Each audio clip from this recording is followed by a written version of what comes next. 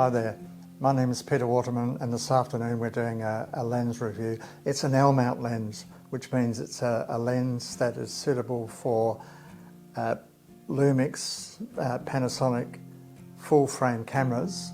The camera I'm using is a Panasonic S5 Mark II. And the lens, it's an L-mount lens, so it fits that system, but this lens will also fit Sony and Fuji full frame cameras. So the lens we've got, it's a 7 Artisans 35mm Spectrum T 2.0 Cine lens. A Cine lens? Well, what's a Cine lens?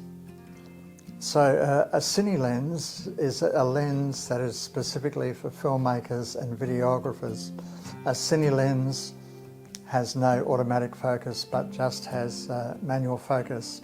A Cine lens has D-clicks at the front for focus and also for aperture. A Cine lens doesn't have f-stops but rather has t-stops. What are t-stops? T-stops, or transmission mode, is aperture really, another way of looking at f-stops. So how does the T compare to the F? So the lowest in this lens is a T 2.0. So the T indicates the actual light that hits the sensor, whereas in the f-stop version, when the light comes through the lens, it loses some of the light before it hits the sensor. So I guess a T-stop is a more accurate representation of the light hitting the sensor. Now, this particular lens, what are the advantages of it? I've used it a bit inside and outside. It's on the camera at the moment. So I guess the very first thing we're interested in is the image quality. So you can see what sort of image it gives with me there, and later on I'll show you some other images, both indoors and outdoors, of what the lens can do. But I'm happy with the image quality. I think it's a good image quality. Secondly, because it goes down to T 2.0, very wide opening, it lets quite a bit of light in, so it's good for low light shooting. Thirdly, the build quality.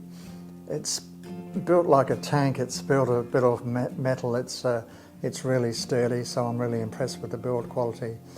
Fourthly, the cost. What is the cost of this lens? I paid $450 for it, but you can at the moment get this lens for $433 at CCC Warehouse. Now, how does that compare to, say, a Panasonic 35mm f1.8? Well, that sort of lens you'll be paying around $1,200 for. So it's an enormous saving, a saving of nearly $800, and that $800 could go to buying another lens. Are there disadvantages? Certainly. The fact that it's got no automatic focus is perhaps a disadvantage. The fact that it's made of metal makes it very heavy. In fact, this weighs 674.5 grams. Now, a comparable Panasonic 35mm lens would weigh about 300 grams less than that. Thirdly, it's not weather sealed, so you wouldn't take it out in lots of rain, for instance, or I probably wouldn't take it out in the Sahara Desert either, because it might be prone to getting dust in it. So the fact that it's only manual is not a problem for me, because I use manual focus anyway. The weight is not a problem, because usually I'd be using it on a tripod. I guess the weather seal is not a problem either, because I tend not to to film in really rainy conditions. The Spectrum 7 Artisans also comes in a 16mm, a 25mm, 50mm, 85mm, so you could buy the whole system if you like for you know, a bit over $2,000. The 7 Artisans 35mm Spectrum T2.0 Cine lens, definitely it is a winner.